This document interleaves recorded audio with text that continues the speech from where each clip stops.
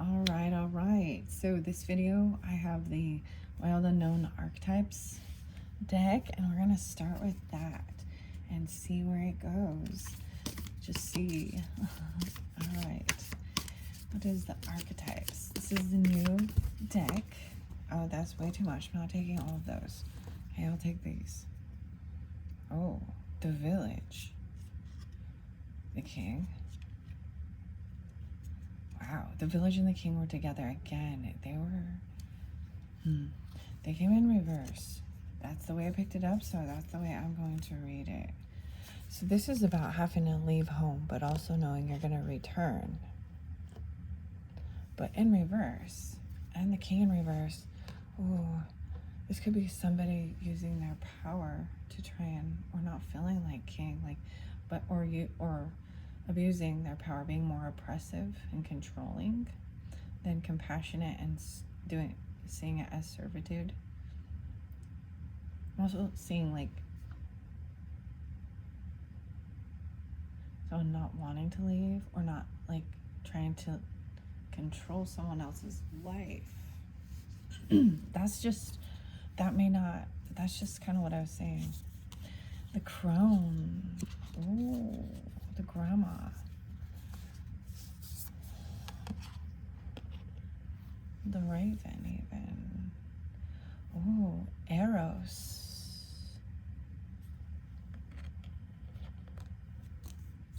The Vow.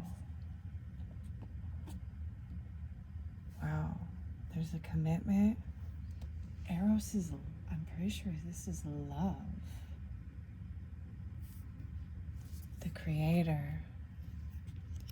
This is a lot. This might be a long video. The Creator.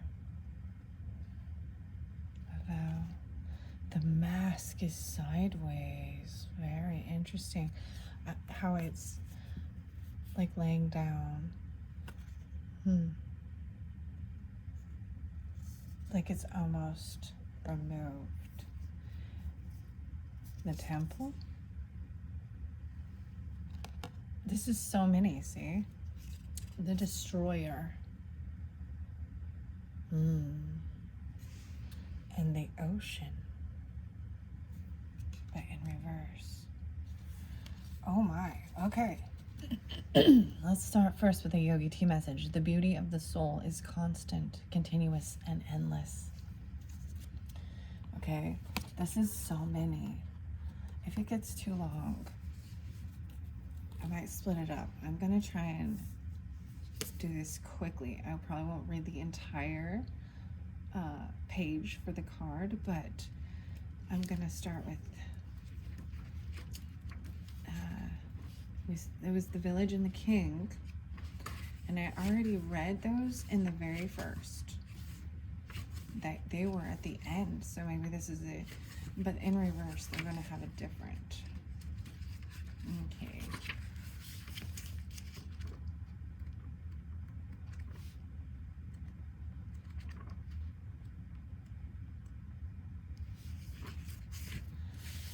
All right, the Village. Small-minded, gossipy, feeling trapped or restricted. The hometown, the family, the tribe. The Village moves with you, as it is more of a mindset than a physical place. The energy of the Village is present anytime we feel restricted by a certain group, community, family, place, or ideology. It may have served us in the past, yet staying within its parameters will never satiate our thirst for life. Thank the Village for all it has provided, knowing you will someday return. For now, the world awaits. Wow. It's also seeing things in a different perspective. You got to venture out into the world to explore and grow. The King, though. Wow. Oh, I saw Eros. Because I was so intrigued by that one. Love as desire, eroticism, and sensuality. passion and playfulness and intimacy. The Destroyer is in front of it. Wow. That one is like, boom. It's like somebody's trying to block love. The Destroyer. When it's in the dark, there's madness, projection, and obsession. Go Deeper with a Love Sonnet by Pablo Nervada. Love Sonnet 11. Basket of Figs by Ellen Bass. Plato reminds us that eros can be experienced as platonic love. It is activated when we witness beauty and truth in the world, when our barriers soften. The Hindu goddess Lalita, she who plays, can help activate eros energy. The Empress of Desire. The root of desire. What do we long for? Why are we awakened by love? What makes us hesitate in the face of intimacy? Eros reconnects us with the primal longing to merge with another human being. Nature, music, art, plants, food, or anything that we perceive we are separate from. Eros allows us to momentarily unite. Our heart embraces otherness, and in doing so we further understand our own life force, and our life force awakens. This card reveals an inevitable initiation into love's labyrinth. You may find yourself swirling in a new territory of desire and sensuality. Explore the labyrinth with a curious and honest heart. And remember, though the way is circuitous, you are always being led toward its center. The root of desire. Interesting. Okay. Just because I saw that one there, I know it wasn't in the right order, but hey, I was curious. I want to know right then. Oh, the Destroyer. I see the Creator and the Destroyer. The Savage, the Unexpected, the Rejected. Ooh. If it's in the dark, page 107, 106, self-destruction, negativity, unwillingness to rebuild. But if it's in the light, swift and precise blows that redirect our life. Go Deeper with Robert Roshberg's Erased Decuing drawing. The Destroyer is the final of the 3 archetypes in the trio of existence. It has necessary yet painful work to do in the world. Culturally, we have an aversion to endings, and we hang on to permanence as a signifier of success. Yet the Destroyer pulls the rug out from underneath relationships, jobs, homes, and all forms of security. It's the part of us that wants things to end. Its painful orientation is to uncover our true purpose. The Destroyer does not let us linger long in comforts, as it knows not much happens in that realm. With its piercing eyes, it seeks out stagnancy from a distance, and the rest becomes history. In the old mist, this is the moment when heads begin to roll. The ground opens up and castles crumble. Hold on for a ride. The Destroyer has arrived.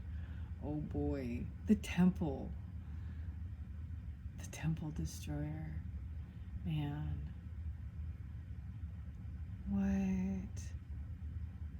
So crazy. This one is crazy. In old tales, the Destroyer sometimes appears as a black dog. Other times it takes the form of gods or goddesses such as Shiva, Kali. Yeah, god of destruction. Consider Picasso's statement, every act of creation is first of all an act of destruction.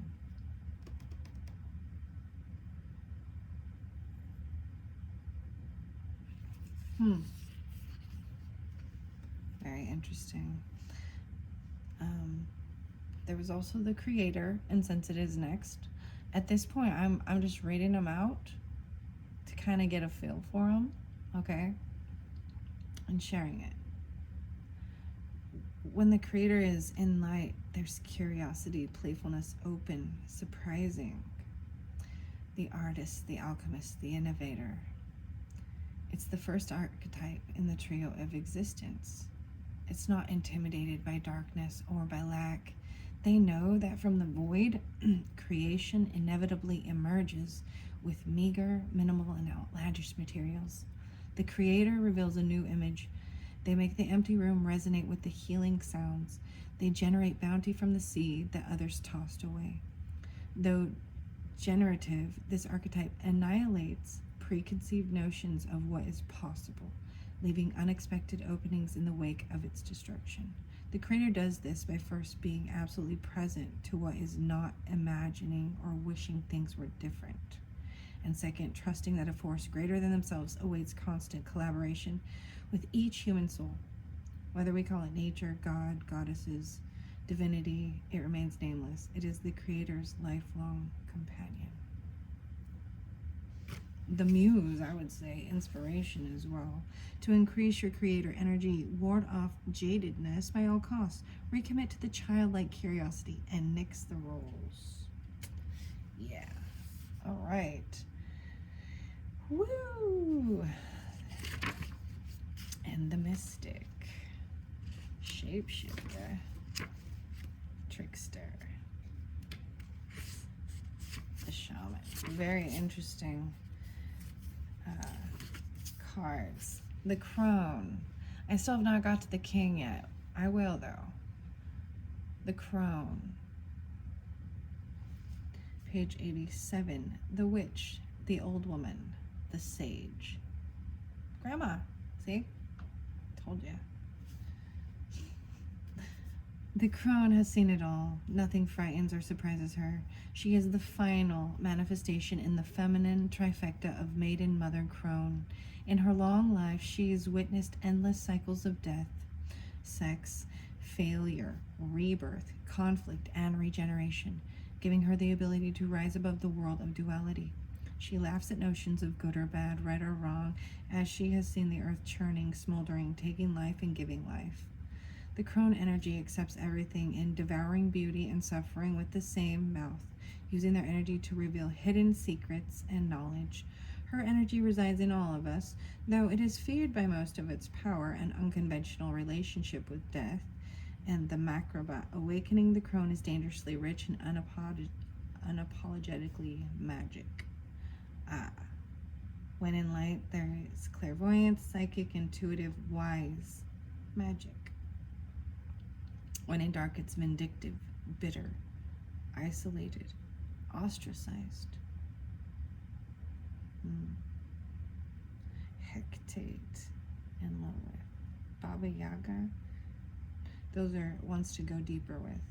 Those are suggestions of things to learn about, I guess. The crone has a difficult time tolerating superficial, petty, day-to-day musings. She moves away from such relationships and seeks a deeper path, even if this means a more solitary life. The crone is the master of letting go and residing in what is. She rejects nothing. The crone is often seen with the crow, smoke, night, the moon. Very interesting. The temple. Let's see what the temple says.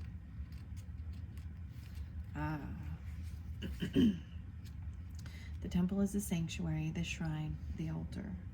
When in light, there's reverence for all, life as sanctuary. When in dark, there's idolatry, cults, strict spirituality. Go deeper with now is the time. Though indeed the temple travels with you, this card is interwoven with the pilgrim archetype. If you've been longing for a spiritual journey, book your tickets. The ancient yogis saw the body itself as the temple. Yeah. A lot. I mean, your body is your temple. Every function and feature of it as an expression of divinity. Build a shrine with found materials. Don't spend any money, only time. When we think of the temple, we often envision an architectural structure in a far-off land. We are quick to distance ourselves from the sacred, assuming we must expend much effort in order to arrive there yet. The temple is a universal and omnipresent energy, accessible in the highest and lowest, richest and poorest of places. Visiting the temple might be as simple as stepping into the dabbled light of the forest, slowly and sensually kissing a lover, or closing your eyes to travel inward. This card is a call to re-examine what you pay homage to and what you reject. What do you spend your time worshiping? Your phone, money, material goods? What barriers do you draw between yourself and the sacred? Perhaps there is room on your altar for something new, something surprising. Offer it to the heavens. Very interesting. All right, how long is this one so far? 15:55. All right, the ocean is a place as well.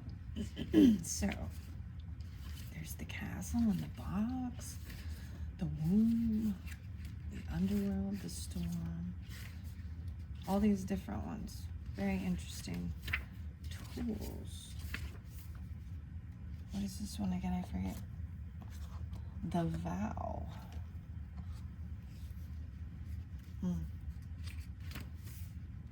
Wow, and I turned it right to it. 173. Bearing witness to the shift toward destiny. When in light, the promise, the oath, the contract. When the vow is spoken, the air shifts. Karmic ties are formed, and destiny tilts on its axis. Our words and our intentions have immense power. There is a reason the great mythic stories of our past often include the recitation of oaths and the mixing of drops of blood as a mark of union.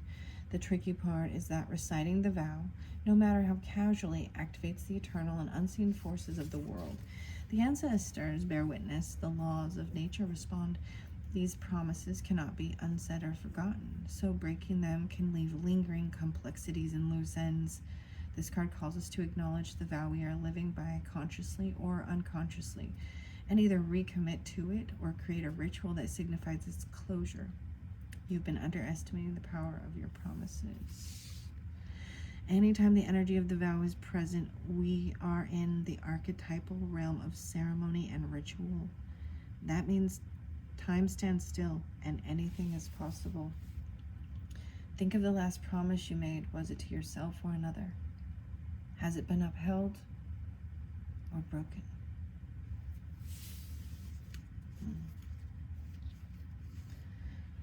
Wow, okay. So we've also got the mask.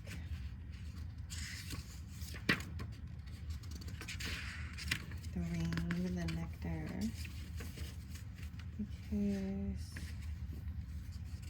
there's the mask, the persona, the performance, the reveal.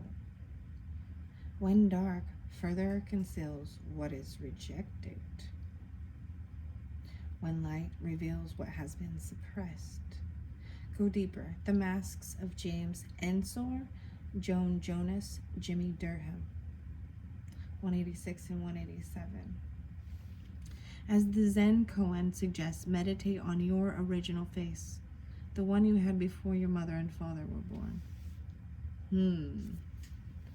Think of a mask or costume you wore that felt empowering, marvelous, or fun. Who was it you were being? Is that who's still within you? The mask. We often think of a mask as something that conceals our identity, yet contemplate the possibility that the mask permits our true identity to be revealed. It allows, the mask gives voice to that which was previously rejected. When this card appears, enact the side of you that is seeking expression, yet was never given a role to play on the stage of your life. You're in the realm of theater, so anything's possible. Speak with the other's voice. Embody the other's limbs. You are taking part in the ritual of expanding the self. There may be mischief and deception around, and others may be trying on new masks too. No one is sure who is who. It's likely you've become so attached to a single mask that you need to fall face forward into this perception-bending time. Trust it. Fascinating. Okay. Okay, I'm gonna look for the ocean again.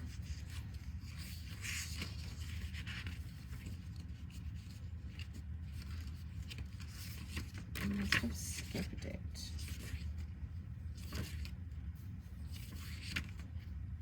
I see the desert and the forest. The ocean.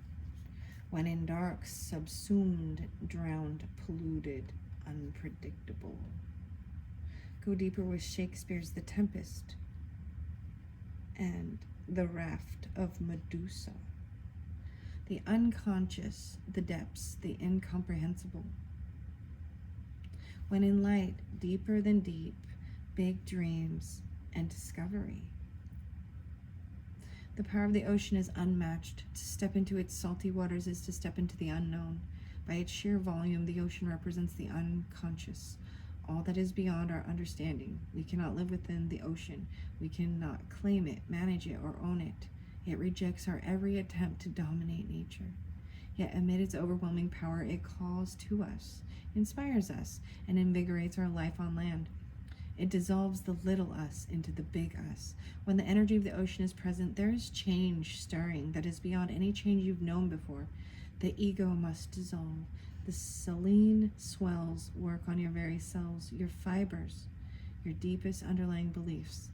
Like Aphrodite, we rise from the ocean's froth, a new being. Life is change. Let the wave crash. The ocean displays every emotion without shame. To witness its glassy moonlit surface and its unforgiving storm is to know the full spectrum of the human experience. Study waves. Touch their surface. Get in the water, no matter where you live. Each drop is part of the whole. The ocean is in every tear. Wow. Very, very beautiful. There is one final one, and that is the king. I see the lover and the pilgrim, the shaman, shapeshifter, people pleasing, the judge, the critic, the maiden, the queen, the hunter. We gotta be getting closer. The warrior. Where are you, king? Where is the king? Maybe he's not. It's upside down. Maybe he's not really being king. The starborn. The eternal child. The orphan. The poet. The mentor, the maiden, the hunter. Sorry, I'm just flipping through all of them. There he is. Found the king. 85. The ruler, the commander, the emperor. When in dark, there's oppression, misuse of power, or corruption. In light, there's benevolence, divine leadership, service, and nobility. Once the king's relationship to divinity is broken or challenged, he often acts from a place of fear, scrambling to uphold his image and power. The king is necessary. He is a bridge between the eternal and the day-to-day. It is also said that it is necessary for the king to die. This is the death of the ego.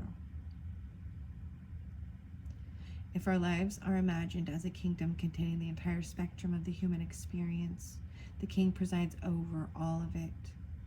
Through the lens of the king, he assesses the state of our land, make decisions, and rule accordingly. Therefore, the king must be thoroughly and rarely vetted so as to avoid corruption. Recognize the dual nature of the king. He is either seated or in benevolence and strength, guiding you toward peace, or he is oppressing the weak out of a need to control.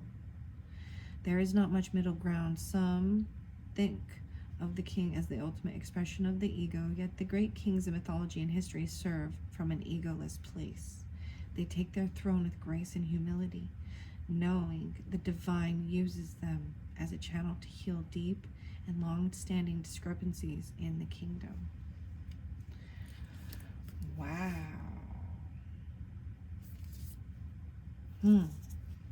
Okay, that was so much, guys. So much. I hope you've enjoyed. Maybe check out that. Stay tuned. Be learning more about these cards and sharing them and some other ones. Thank you so much. Bye-bye.